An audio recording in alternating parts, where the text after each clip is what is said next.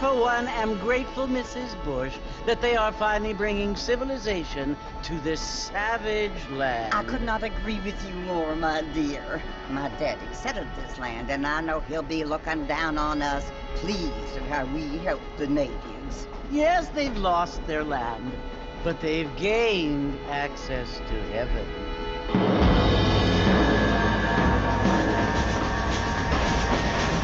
But Father, do you mean unless an innocent receives communion, they're destined to go to hell?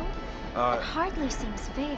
What I mean to say, Jenny, is that there is a great deal of difference between an innocent and a savage. I never thought of it that way. Yes, they lived like animals, but they're happier now.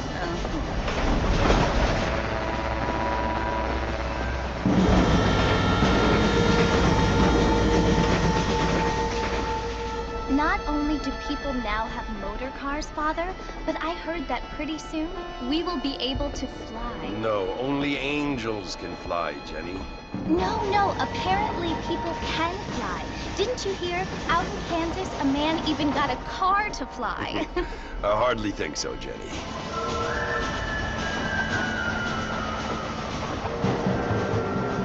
Apparently, Mr. Johns wants to run for governor, which is why he's so concerned with cleaning up the state.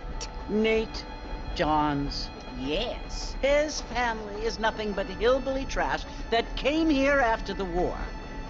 I don't want to be judgmental, but this state should not be ruled by such a disgusting family. A family without class. Apparently, the Johns family have made a lot of money, and he has a lot of friends in politics. Mrs. Bush, money isn't everything. There are many things that money cannot buy. It seems that money can buy voters, though.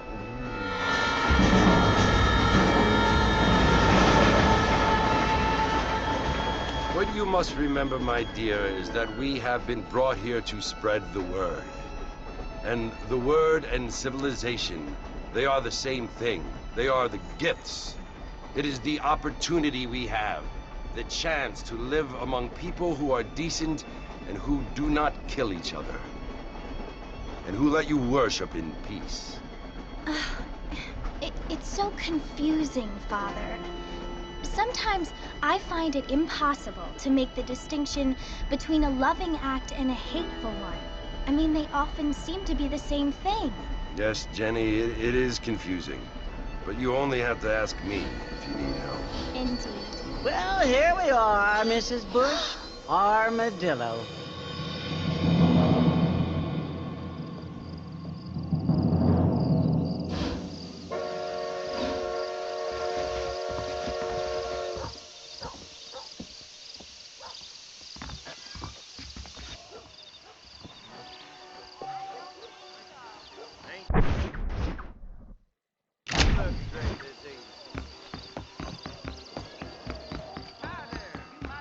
Here I am.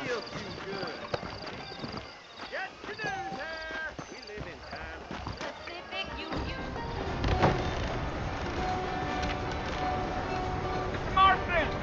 Mr. Marston, over here!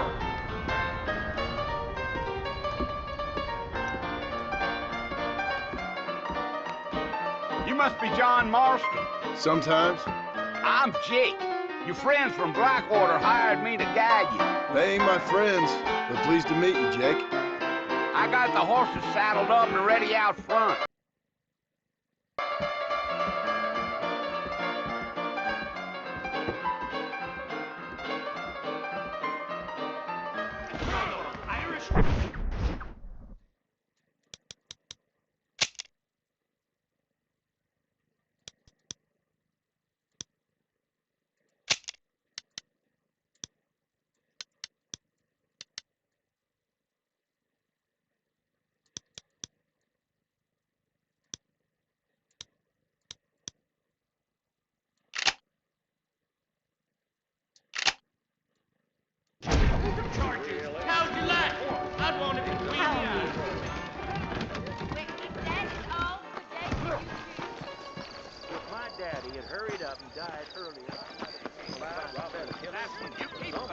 I thought you was in a hurry to get to the fort. Well, here, let's mount up and hit the trail. Take it easy until we're out of town. Ain't no point in causing a ruckus.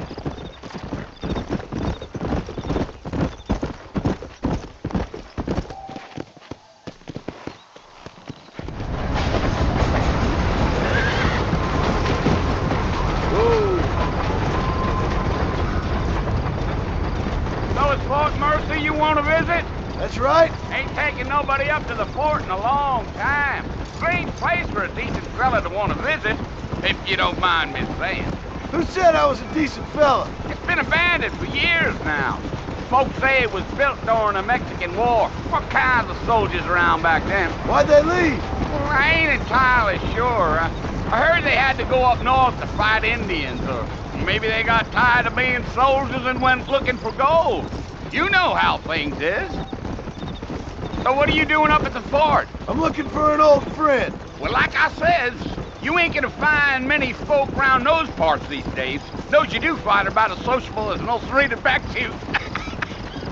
I mean, I ain't one to judge a man by the company he keeps, but... Well, he ain't been friends for a long time.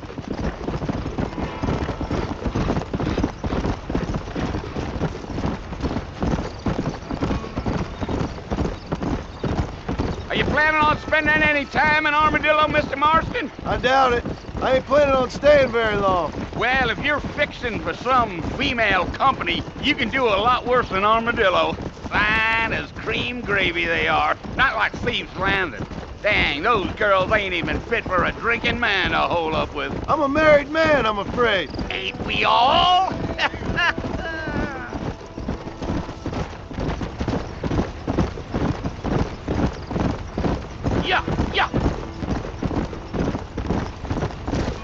Yeah, so it was the marshal who hired me. Lee Johnson, do you know him? I think I heard his name. Says he got a telegram from some Blackwater big bugs asking for a guide. I guess it's none of my business. That's right.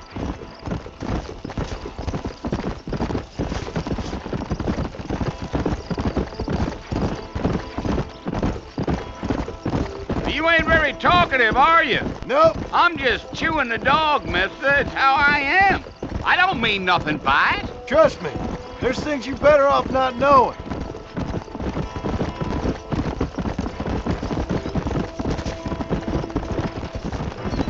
I'll tell you, Mr. Marston, those coyotes eat better than I do. Not far now. You'll see the fort when you get to the top of this hill. Gee up.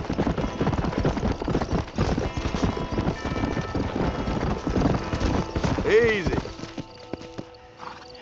Listen, mister.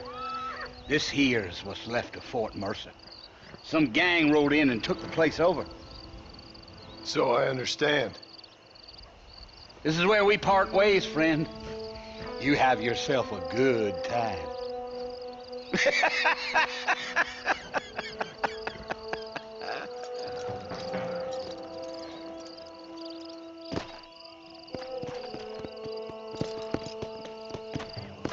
Let's go.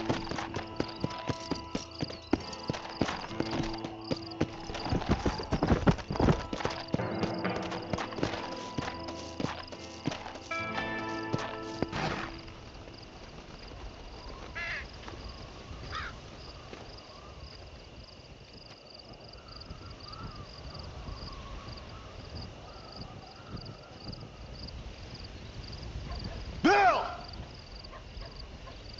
Bill, I've come for you! Bill Williamson! Come out here right now! Go away now, John. Don't make me kill you. Nobody needs to kill anyone, Bill. You must think I was born yesterday. You always did think I was an idiot. That ain't fair, Bill. You were as my brother. I've come to try to save you. Oh. Do I look like I need saving?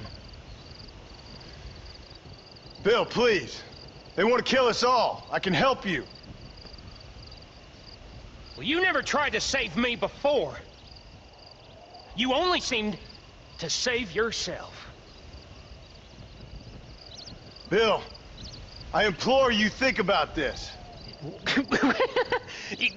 You implore me? You implore me. You always were one for fancy words. Oh. Well, things are different now, John. Now I'm in charge! No more Dutch! And no more you. Implored. I implores you to go back and tell them to send someone just a little bit more impressive next time. Well? Oh.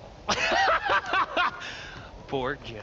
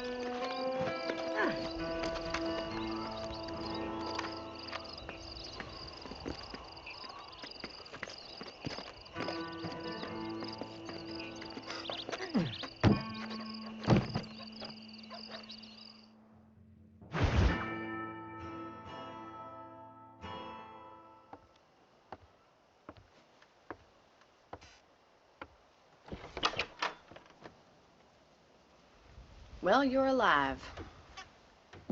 So it would seem. So, how do you feel? I don't know the polite word for it. I do. Stupid is the word we use around here. What were you doing? I was doing something stupid. Well, you'll be okay. Once you didn't die, the doctor said you'd be fine. He got the bullets out a couple days ago. Good. It cost us $15. I'm sorry, madam. Should have left me there to die. Did you want to die? I mean, was that it? Was that why you went straight out to Fort Mercer and picked a fight with the worst bandit in the county? To die, Mr. Mr. Marston. John Marston. Bonnie McFarland. Miss Bonnie McFarland. Well, you may be right, Miss McFarland. I don't know. Huh. So what were you doing? Was trying to give Mr. Williamson a chance. For old time's sake. You know Bill Williamson? Knew him. Long time ago. Well, what was he like? Dumb. Just like you. Thank you, miss. See my hat? I have. And, what will you do now? Now I'm gonna take my time and go after him the less kind way. Well, that sounds very fun, Mr. Marston. Quite heroic, just like in those penny dreadfuls my brother used to read. Meanwhile, if you'll excuse me, I've got a ranch to run. Of course, if you're feeling better, why not take a ride with me later? Help me patrol the perimeter. You can earn back some of that money we wasted on doctor's bills. Of course. And thank you. For saving my life, I mean. Next time, Mr. Marston, I strongly recommend you don't try to lose it quite so earnestly. I'll bear that in mind.